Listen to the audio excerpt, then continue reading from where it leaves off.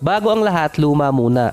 Simula December until start ng taon, ang Clippers ang number 1 team sa buong NBA. Meron silang record na 13-2. So far sa overall ranking, meron silang 21-12 record. Pang-apat sila sa West, 2 talo pa lang din ang Clippers. Ito yung hindi naglaro si Kawhi since December yon.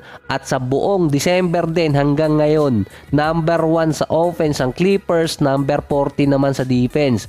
Meron ang Clippers na 122 points per game. Nasa 51% sa field at 40% sa 3-point area na may 86% sa free throws. Yun ang tatlong stats na pinapangunahan ngayon ng Clippers. Sa isang individual stats, ang mahirap gawin sa liga yung 50-40-90. So pamilyar naman yung iba dun siguro. Field goals, 3-point area at free throws. Si Kawhi sa last 11 games niya, meron siyang 29 points, 6 rebounds, 4 assists, 1 steal, 60% sa field at 50% sa 3-point area. 94% pa siya sa free throws. Sa 11 games pa na yon, undefeated pa si Kawhi since December. Siya talaga yung number 1 player sa Clippers na kapag hindi siya nakapaglaro, doon nagkakaroon ng chance na matatalo yung LA. Sa lineup pa nila, nasa 4 na players pa ang almost 50-40-90 stats bukod kay Kawhi. Si Paul George, Harden, Powell at Daniel Theis.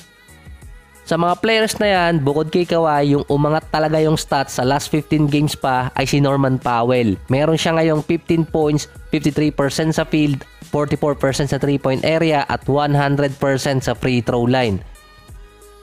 Mula yon sa 11 points per game mula nung umpisa ng season hanggang end of November. Tumaas yung scoring ng 5 players ng Clippers, kasabay din nun, tumaas din ang kanilang field goal percentage. So masihigpit pa kasi yung mga games until next month, February. Doon kasi magkakaroon ng mga trades na pwedeng magbago sa season. So hindi pa naman safe ngayon ng Clippers kasi ang babantayan talaga dyan, ilang games pa ang malalaro ni Kawhi, kasama niya si PG, Harden, Westbrook at Norman Powell. Meron pang 20 games ang Clippers until All-Star break. Ang target win sa West, 45. At least top 8 yun sa ngayon. Meron kasing 6 team pa ang naka 20 wins bukod dito sa Clippers. Bago umabot ang mid-season, ang target wins para sa Clippers ay at least 10 out of 20 para magkaroon sila ng 31 wins. After nun, meron pang matitirang 29 games until last date ng regular season. Base kasi yan sa ESPN Power Index na nakabase yun sa schedule at projection ng mga games. Ang pinakamahirap na schedule talaga dyan, yung March. Dyan kasi nagkakaroon na nalalaglag kahit pa kasama sa top 6 until February. Katulad ng last season, Pelicans, Miami at Lakers. Sila yung mga teams na humabol nung March para makapasok ng play-ins hanggang playoffs. Ang Lakers naman, 3 sunod na talo na. 3-9 record pa sila sa last 12 games. Tinalo sila ng top 3 worst fourth quarter team, ang Miami Heat. Wala pa doon si Tito Jimmy. Actually, ang Lakers kasi top 25 sa last quarter scoring. Bumagsak kasi sila nung mga nakaraang games. Sa fourth quarter din, dinali ng Miami ang Lakers. Isa pa doon, si Nikola Jovic. 8 games pa lang ang nalalaro ngayong season. Ang best game niya pa versus Lakers. Merong 15 points, 8 rebounds, 3 out of 5 sa 3-point area. Si Jaime Jaquez Jr. naman, 16 points at 8 rebounds. Samantalang sa Lakers, si Anthony Davis, ihilang din ang pahinga. Nasa 43 minutes, 29 points, 17 rebounds, 6 assists, 3 steals at 5 blocks.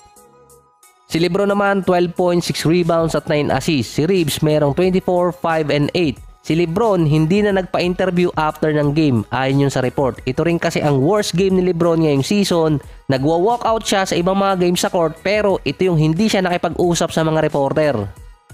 Dahil di umano yun sa sasabihin ni Darvin Ham na injured yung mga player nila at hindi sila magiging consistent hanggat hindi sila healthy lahat.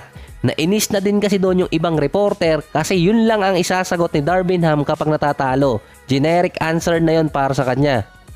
Meron na kasi mga clip na wini-wave na ni LeBron yung mga plays na binibigay ni Darvin Ham. Yung rotation talaga ng LA ang kino-call out sa kanya. Yung Miami Heat at yung ibang teams, merong mga players doon ang may injuries pero may nagagamit silang pamalit.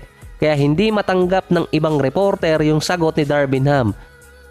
Ang kinall out kasi doon ng ibang reporter at analyst, lineup decision, minutes allocation, adjustment na hindi nagagawa ni Darvingham. Kung maalala nyo pa dati, yung iba mga coaches ng LA nako-call out kapag natatalo sila ng mismong player.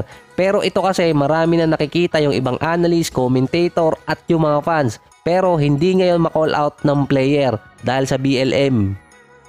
Ang lumalabas pa na pwedeng ipalit kay Darvingham bilang head coach si Doc Rivers. Kaso hindi yun nagustuhan ng ibang fans. Kay Doc Rivers naman kasi wag mo lang paabutin sa Game 7 sa playoffs or kaya magkaroon ng 3-1 lead. Kung season, pwede pa.